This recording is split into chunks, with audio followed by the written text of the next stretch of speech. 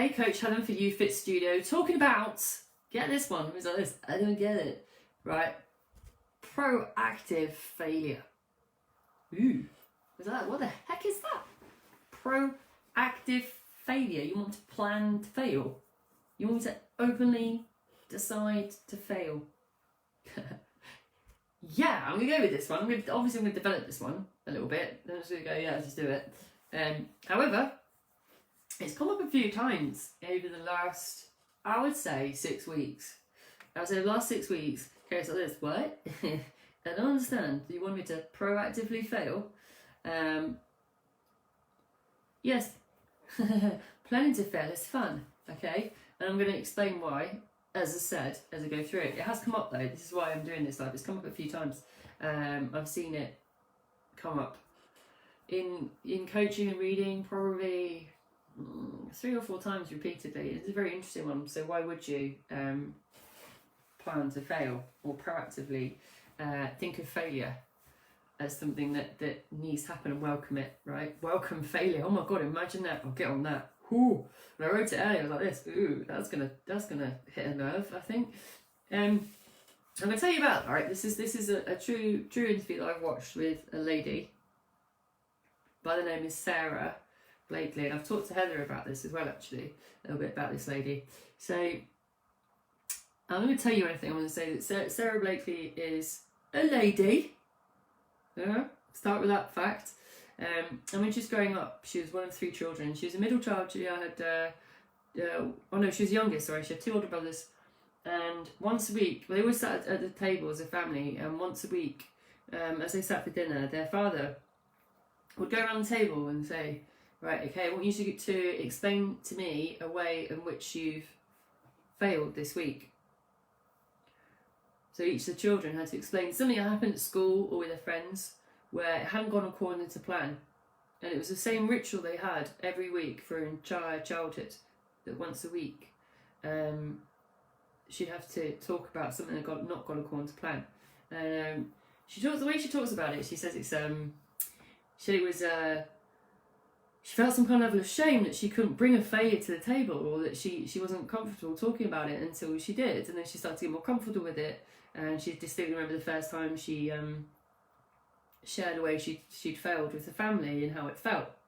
You imagine, think about what that does as with children, because how often do you actually think about that, or have we seen that in our own families, where we've actively encouraged children to talk about ways in which things haven't gone wrong, to share it, right? Now what it did for that individual, for that lady, Sarah Blakely, was that she sort of did a number of things, right? Remember, this is years, right? It's some years, every week over a number of years. Their father would say, let's talk about it. Let's talk about how it's something you go according to plan this week. And what she discovered is that what she learnt is there wasn't a stigma to not finding success. There wasn't a stigma in failing, because she had no shame around talking about it. That she understood that it was a part of how life was meant to be. Furthermore, she said why she remembered the first time that she talked about a failure. It wasn't the act. She said it wasn't the thing. She said, I can't tell you what it was that I wasn't successful at. It was how she was congratulated by her father for actually being able to talk about it for the first time. It was celebrated. Right? And that's how it was every time one of his children would come to the table once a week and say, this didn't work out for me. It was celebrated, right? As something to be happy about and to welcome. So this happened for a number of years, right? Went on and on and on and on. And at some point she's going to grow up, right? She'd go out into the world. And at that point, she said that for her, something not being a success or failing, that she had literally no fear whatsoever.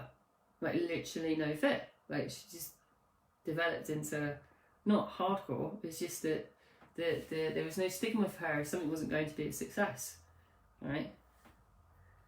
It was something to welcome, right, and to enjoy, to actually celebrate like she did growing up. It's such a rare and fascinating skill, right? So who is Sarah Blakely? Sarah Blakely is the world's first female billionaire. You never guessed what Heather will know, because I talked to her about it. She invented Spanx. So a simple idea, right? She is the woman behind Spanx. Spanx. If you're a male watching this, Google it. Every woman's like this. Oh, Spanx, yeah. Everyone's had a pair of Spanx at some point. Yes. In the weight loss journey, Spanx has been I've contributed to that woman's billions, absolutely, and so have all my friends. Right? She took this very simple idea. She literally took a pair of scissors to some tights. Literally, talk about how she came up with the idea. That was it. And then what happened? Well, as you imagine, when you start out something that's so fundamentally random as that, she got a lot of knockbacks, turned down from a lot of companies, and it didn't stop her, clearly, being a billionaire, being worth billions out of Spanx, right? What did it come back on though? She talked about that growing up when you watched the interview. She talks about that, saying that was the thing that kept her going, because every time she'd be knocked back from a department store, she'd just go to the next one, and the next one, and the next one. And even when a huge department store company, I can't remember the name of it now, started to put in every single one of their stores, she would go and stand in every single one of those stores.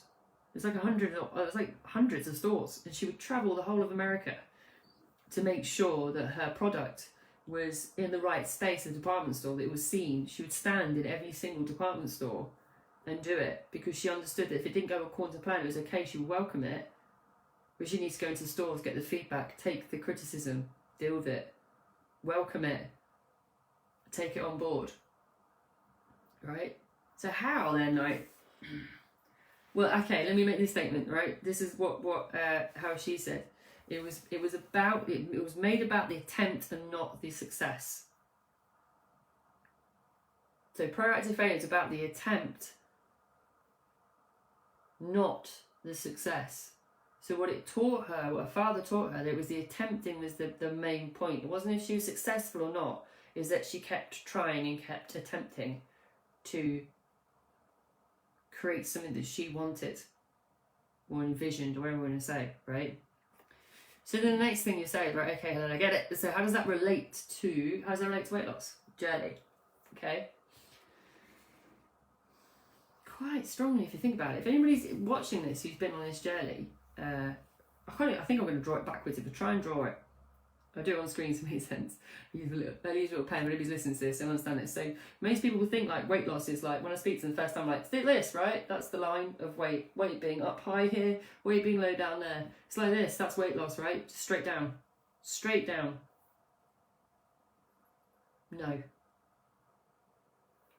I've talked about it a lot. I'm just coming at this in a slightly different angle with a different explanation. Things are meant to be challenging. They're meant to not go according to plan. A lot of clients will. This is a response. Okay? This is a response to this scenario, this situation for a lot of clients. And you might have experienced this either professional or in your weight loss journey yourself. Things do not go according to plan. Right? And we're taught, to some degree, a lot of us are, majority, so the majority of people I work with are taught that failure is something to be ashamed of, that failure is a sign that you're somehow inadequate, not good enough, not meeting the grade. Now imagine if it's the reverse, like Sarah Bakey was taught, that actually there's no stigma attached to failure. It's the best possible thing that could happen to you. To not succeed would be absolutely brilliant. How much fear would you actually have about attempting something? No, literally, the majority of the fear element would be completely removed, because the idea is that you, even if it doesn't go according to plan, that's the best possible outcome. That's brilliant. If it doesn't go great, it's brilliant. Why? Goes back to the initial points I've made before, just with different element, putting different spin on it. Is that it's not meant to be successful every single time. You are meant to develop a learning system. You are meant to accept that not going according to plan or failing is how it's meant to be. It's meant to be unsuccessful. It's meant to be how it is. It is what it is. You know, I love that. However, What is another option that we do? So we have option A, where you will learn from something that hasn't gone according to plan and then go at it again. Right? Go again and say, right, I understand that now. I can look back, I can assess it, I can understand it. First attempt in learning, failed. I failed. First attempt in learning. Right. Now, I'm going to try again. That's option A. Option B is, I jack it in. It's not going according to plan, even though that was meant to happen. So I'm just going to pack it all in. So what is that for a lot of people? That's either A, turn to food to soothe the pain of failure, or it's to run and avoid. So as in, maybe if you're working with a coach, to not be in contact with a coach, avoidance, internalise everything, etc., to try and avoid the pain of what it's bringing up. Right, that's option A and B. Those are things that you see when it comes to weight loss, when something doesn't go according to plan. Now, obviously you know which way I'm going to say I'd like to see. And actually, here's a fundamentally interesting thing. I like to see both out of an individual. Why? Because it's still a way means them to understand themselves better and develop. There is. I would lead on to this to one of my most favourite quotes of all time, if not the most favourite quote. And I'm going to have to paraphrase it because it's quite long. And it's by Theodore Roosevelt, of all people. Now, if you've ever been in my office at the studio, you may or may not notice that it's on the wall. I don't make a big song or dance about it. It's there. I probably read it every other day. Sometimes every day. If I'm in the point where I'm thinking option B somewhere in my head, I'll just sit down and I'll read it because it takes me a couple of minutes. And then I kind of go, haha, yeah, it's meant to be like this. It's meant to be challenging. Life is meant to be challenging. It's not meant to be straightforward. I'm going to welcome this. If you want, you can read the whole quote if you so like after this. It's called The Man in the Arena. I've had to write it out. I have had to paraphrase it because it's quite long. Right, and I love this quote. It is not the critic that counts. The credit belongs to the man who is actually in the arena, whose face is marred by dust, sweat and blood. If he fails, at least he fails daring greatly, so that his place shall never be with those cold and timid souls who never know victory or defeat. So if he fails, at least he fails daring greatly. That bit, if you've ever seen it in my office, it's highlighted. If he fails, at least he fails daring greatly, so that his place shall never be with those cold and timid souls who never know victory or defeat. Right?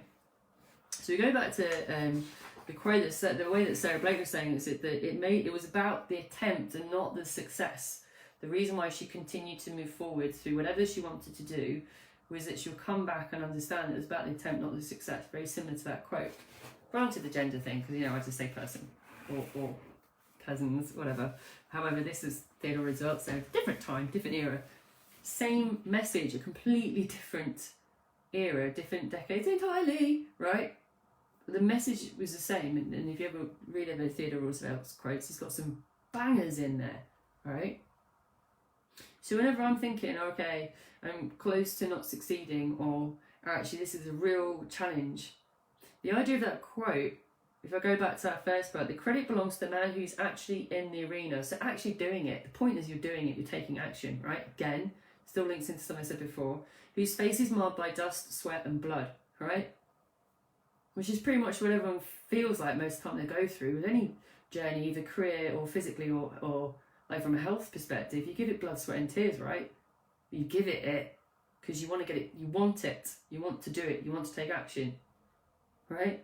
If he fails, so if it doesn't go according to plan, at least he fails daring greatly. So you have a vision so that his place shall never be with those cold and timid souls who never know victory or defeat. So as opposed to people who never make changes in their life. Because those are the people that critics, right? which we talked about that in another live as well. This guy's a genius, right? If you think about it, I could tie this quote to about 4 different lives about things in life. The people criticise us most are the people that don't do anything at all. At least the person that tries and doesn't succeed tries. And that's where the element of, sometimes that's where, say, proactive failing is, not only say, right, this week I'd like to put weight on, although I think I have before. Kate's like, I think I've had that conversation. Yes, actually, some of you have.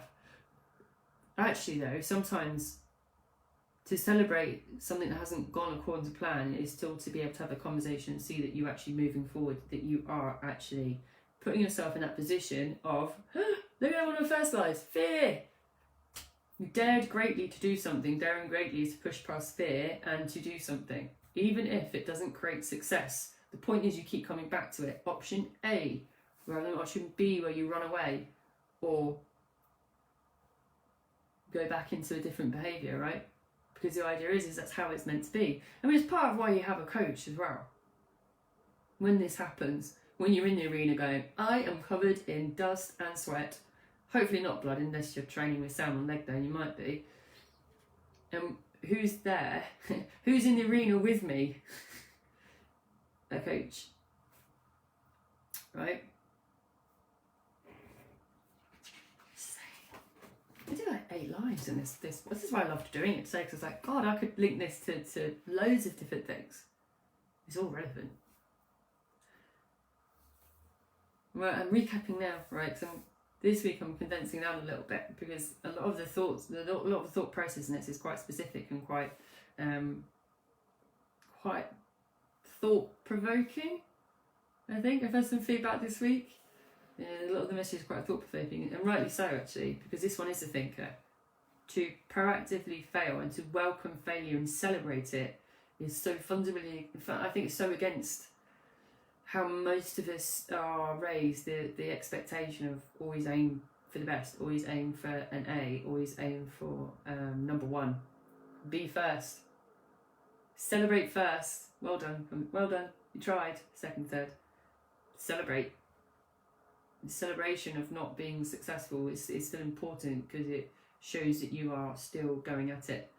I said it to one of my clients last Wednesday I had a one-to-one with somebody, and I said to her, you have no idea how inspirational you are because you keep going. Even if the outcome isn't what you're looking for, the point is you get up and you keep coming back and you keep going. And she's somebody who's so option A, I could just... She would be the reason behind a lot of this life, because she would keep going and keep coming back. And what's fantastic is that she does, right? And I celebrate that as a coach because I appreciate all of this and understand how hard it is when you are down on the floor in the middle of the arena to get back up and keep doing it. And the thing is, a person that can keep getting up and keep doing it, regardless of what the outcome is somebody who will long-term have success, who will long-term not only develop themselves as an individual, they will also become a healthier person overall because they will keep fighting for it. I think I've got a live, I just did some planning for my lives in August, and I've talked about when it's easy. It's meant to be hard. You're meant to feel the blood, sweat and tears. You are meant to be in the arena fighting for it, because you're not fighting for it, what is it worth? That's the thing. Weight loss is generally that line in our heads a lot of the time, like it should be straight down because that is success. That is a win. I have won if I lose weight like this. Nope. So why plan to fail? You don't plan to fail, it's just going to happen. It's meant to happen. Even Simon Sinek talks about it. Simon Sinek talks about it. If you don't know who he is, also I've talked about him before. Simon Sinek talks about when he talks with big companies. He's like, you don't understand, you're meant to not. It's not meant to work out. He's meant to, they're like, no, we will be the best. He's like, no, you're not. you are meant to feel the pain of not succeeding so that you will. Right? Loads of people talk about this, right? Why would you plan to fail for that reason? Sarah Blakely, please Google her or watch the interview. Brilliant. So I didn't say who she was first. I just said that her father once a week sat them down as a family and said, tell me how you failed this week. Tell me an example of how you failed. And she actually, part of it, she said she runs a frustration of not coming up with something for ages. And that's what helped her, the moment, remember it and say, actually, when she did, it was celebrated as a big milestone. And then she was more comfortable celebrating when things don't go according to plan, because that's part of life, to celebrate something that doesn't go according to plan. To celebrate failure rather than see it as a stigma or something to be ashamed of. It was celebrated within her family. And not to be feared as well. Fear, big one, right? Didn't fear failure. Feared no failure at all. Because she welcomed it. So when it came down to becoming a billionaire, for her, it was hard work. But every time she got knocked back, she just saw it as something to celebrate. You go, right, I understand this, great, cool, thank you. Thank you for knocking me back, I'm ready. And then kept going, right? So it made it about the attempt and not the success. Weight loss, what is it about? It's not what shows on the scales all the time, it's about the attempt, it's about carrying on going, it's about consistency. It's about not feeling fear, or feeling it and doing it anyway, right? And then I talked about Theodore Roosevelt. Alright. I'm going to do it again because I love it, because it's either said you either go option A, where you keep getting up off the floor of the arena and keep going and keep driving for what you want, or you stay down, right? Or you turn back, you stop altogether, right? So it's not the critic that counts. The credit belongs to the man who is actually in the arena, whose face is marred by dust, sweat and blood. If he fails, at least he fails daring greatly, so that his place shall never be with those cold and timid souls who neither know victory or defeat. So that success is in the attempt. Whether or not it works out for you or not is not the point. It's celebrating that you keep going, that you accept that it's not meant to go the way you want every time. That the celebration is you keep getting up. Now, I have this on my wall partly because I think, if I think about this for me, this is about everything about my changes I've made in my life, because that's exactly how it was meant to be. Every time things didn't go according to plan when it came to changing my life, certainly the last 18 months, I would look up and read it. Okay, I'm there in it. Things are not meant to go according to plan every time. I am meant to feel the failure. I'm meant to feel it, welcome it, be in the arena. And the thing is that every time I think, oh, I can't do it, or this is really hard, or this is too much, I read it actually. I sit back, and this is why I read it quite a lot, because I challenge myself quite a lot. I sit back, read it, and go, yes, that is exactly why I put myself in this position. Right? I'm going to leave that last bit again. I love that bit. If he fails, because he will, at least he fails daring greatly, so his place shall never be with those cold and timid souls who neither know victory or defeat. Right? So to do nothing in life is to become the critic. It's become the person who points fingers and says, look at them, I'm judging them for what they're doing, except they're not taking any action. And if you've listened or watched any of my previous lives or podcasts, you'll know that how much this ties into all of it. There's really a stream of all that runs through all of these that follows the same message. The point is that you make it about the attempt and not the success, right? I want to become a billionaire overnight, and you won't lose weight overnight, but to accept and welcome failure and celebrate it and learn from it and carry on moving forward and still getting up out of the arena and fighting for it is what makes you a success. So there you go. That's it. If you want to read the whole quote, it's The Man in the Arena, Theodore Roosevelt, my favourite quote ever, probably. And the one that keeps me definitely doing what I want to do. So I know I've written it out. I'm going to have to write it out and put it on my wall or print another copy until I get back in the studio and watch it and read it again. That's the thing. Find things that remind you of your journey. Find things that get you up out the arena and keep fighting, right? Because they're the real reasons why you'll keep getting back up, whatever they are. Again, leverage. Use your leverage to get back up and keep fighting. Okie doke, guys and dolls. Have a super evening, whatever you're doing. Again, as always, I will be back tomorrow for another instalment. Until then, ciao.